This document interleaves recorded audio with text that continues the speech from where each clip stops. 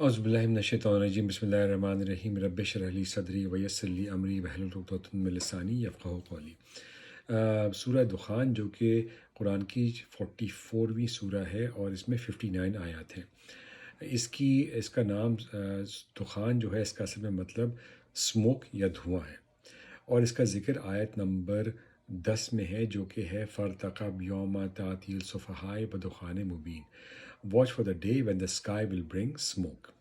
یہ ایک مکی سورہ ہے جو کہ 614 سے 617 AD کے درمیان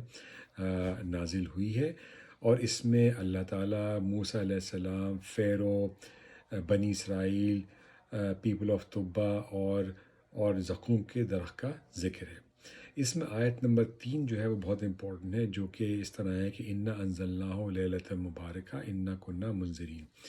Indeed we sent it down during a blessed night. Indeed we were to warn mankind.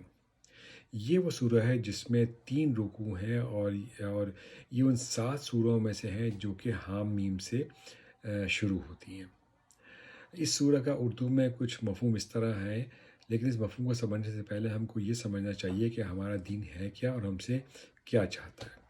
تو اس سورہ کا مفہوم یا اردو میں ترجمہ کچھ اس طرح ہے کہ اللہ تعالیٰ فرماتا ہے کہ ہم نے اس کتاب مبارک کو نازل کیا ایک مبارک رات میں، یعنی لیلۃ القدر کا ذکر ہے، اور ہم خبردار کرنے والے ہیں۔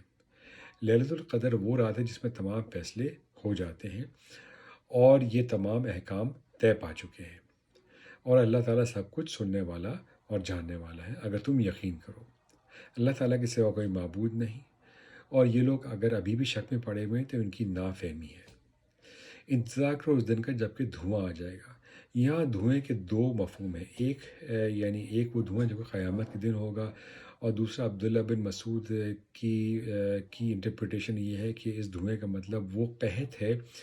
جو کہ مکے میں نازل کیا گیا، اس وجہ سے کہ مکے والے بہت نافرمان تھے، تو رسول اللہ صلی اللہ علیہ وسلم نے اللہ تعالیٰ سے دعا کی اور پھر ان پر وہ قحط نازل ہو گیا، اور پھر یہ سارے کے سارے سرداران جو تھے رسول اللہ صلی اللہ علیہ وسلم کی خدمت میں حاضر ہوئے اور ان سے درخواست کی کہ اس قحط کو ختم کروا دیں۔ تو یہ دھواں جب آ جائے گا تو لوگ ہم سے نجات مانگنے، لیکن اس وقت تک وہ بہت دیر ہو چکی ہوگی۔ مکے کے لوگ اس طرح کے کچھ لوگ تھے کہ جو کہ نعوذ باللہ آپ صلی اللہ علیہ وسلم کو مجنون بھی کہتے تھے، اور جب اس طرح کا دھواں یا اس قسم کی آفت نازل ہوتی ہے تو وہ یہ کہتے ہیں کہ ہم کو ایک دفعہ اور ریلیف مل جائے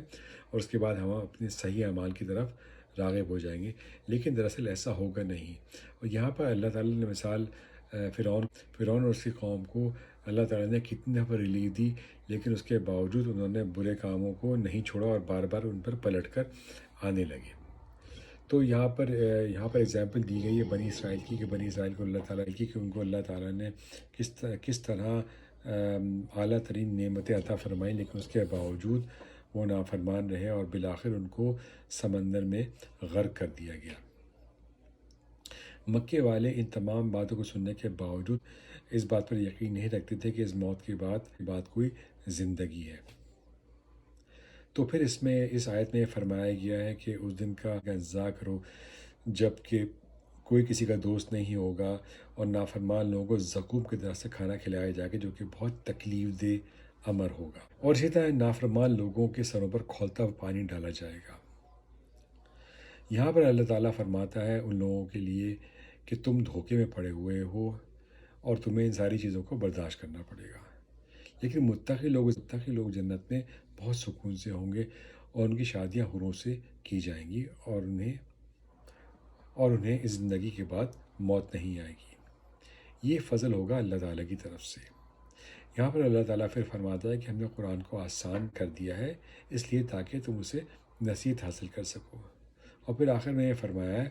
کہ اب تم بھی انتظار کرو اور ان لوگوں کو بھی انتظار کرنے دو اپنے اعمال کے نتائج دیکھنے کا۔